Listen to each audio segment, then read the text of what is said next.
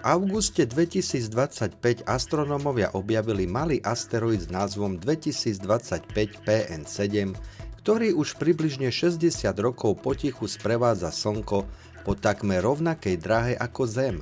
A nikto o jeho existencii nevedel. Kvázi mesiac nie je skutočným mesiacom, pretože neobieha priamo Zem.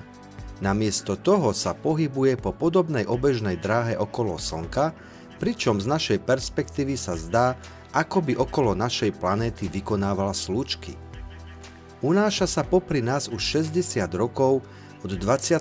storočia a výpočty jeho dráh naznačujú, že tak bude robiť približne ešte ďalších 60 rokov, kým sa opäť nevzdiali. Objekt spozorovalo observatórium Pan-STARRS na Havaji. Keď vedci skontrolovali archívne údaje, našli snímky tohto objektu pochádzajúce ešte z roku 2014, kde sa schovával priamo pred našimi očami v starých prieskumoch oblohy. Ak ťa bavia videá o objavovaní vesmíru a astronómii, daj mi prosím odber na môj YouTube kanál a sleduj facebookovú stránku Obdivuhodný vesmír.